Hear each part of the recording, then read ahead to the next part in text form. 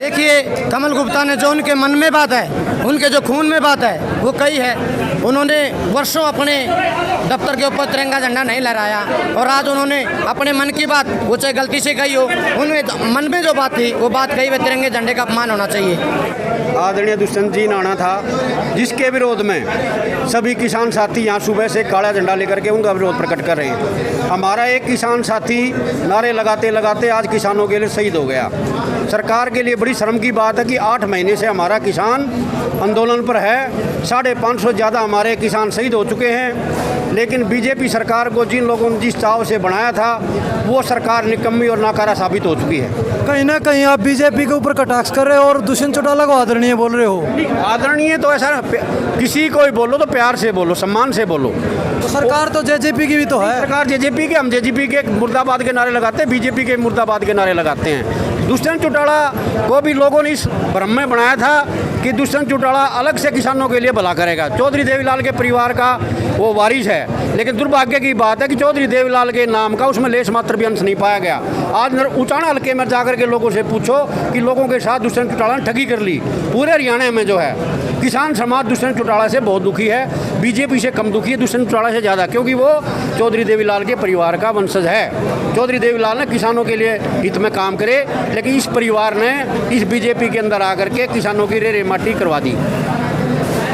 तो भाई साहब, आज तिरंगा यात्रा निकाली गई थी शहर के अंदर। आपको पता है डॉक्टर कमल गुप्ता ने क्या कहा है कि तिरंगा का अपमान करना चाहिए, कुछ इस तरह की विवादित करना। देखिए, कमल गुप्ता ने जो उनके मन में बात है, उनके जो खून में बात है, वो कही है। उन्होंने वर्षों अपने दफ्तर के ऊपर तिरंगा झंडा नहीं लहराया और आज उन्होंने अपने मन की बात, वो चाहे गलती से कही हो, उनमें मन में जो बात थी वो बात कही, वे तिरंगे झंडे का अपमान होना चाहिए। और जो किसान कौम है, मजदूर कौम है, किसान और मजदूर जो सरदारी है, ये तिरंगे झंडे का सम्मान करना जानती है, उसका आदर करना जानती है, उसकी कदर करना जानती है। आप देखिए, 15 अगस्त को हम किसान तिरंगा यात्रा निकालेंगे। हर ट्रैक्टर पर, बाइक पर, गाड़ियों पर तिरंगे झंडे होंगे। उन्हें तो ये भी नहीं पता कि झंडा उल्टा कैसे होता है, सीधा कैसे होता है, उनको क्या पता तिरंगा यात्रा का। प्रधानमंत्री जी, जो 15 अगस्त का अपना प्रोग्राम है, उसमें कितने मतलब ट्रैक्टरों का काफिला होगा? देखिए, हज़ारों की संख्या में ट्रैक्टरों का काफिला हुआ होगा। हिसार जिला में 4 टोल लगते हैं, सभी टोलों से और पूरे हिसार जिला से हज़ारों की संख्या में ट्रैक्टर तिरंगा यात्रा निकाली जाएगी और बहुत ही शानदार तरीके से, बहुत ही अनुशासनात्मक तरीके से वो तिरंगा यात्रा निकाली जाएगी। रोड मैप किस तरह होगा? रोड मैप देखिए, उसका जो शुभ किसान मोर्चा की जो हमारी बैठक हुई थी, उसमें हमने एक रोड मैप बनाया है। जो अपना सिरसा बाईपास है, कभी रविदास छात्रावास से होते हुए हम डाबड़ा चौक जाएंगे। डाबड़ा चौक से कचेरियों की तरफ से जो रोड आता सीधा द्वारा चौक पर आकर हम उसका समापन करेंगे। बीजेपी की तिरंगा यात्रा में जो ट्रैक्टर चले हुए हैं, उनको लेकर क्या कहना चाहिए? देखिए, वो एक तरीके का ढोंग कर रहे हैं, ड्रामा कर रहे हैं। आज किसान आंदोलन केवल भारत में नहीं, पूरे विश्व में, पूरी दुनिया में इसका एक बोलबाला है।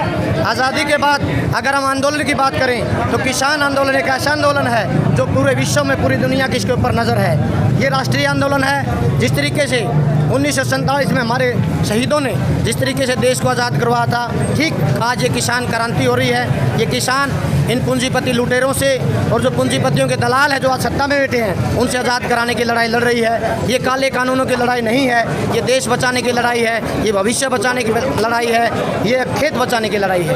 ये हमारी जो संयुक्त किसान मोर्चा हिसार की जो गाइडलाइन है और जो हम जिस दिशा में काम कर रहे हैं, हम इनको भली भांति जानते हैं।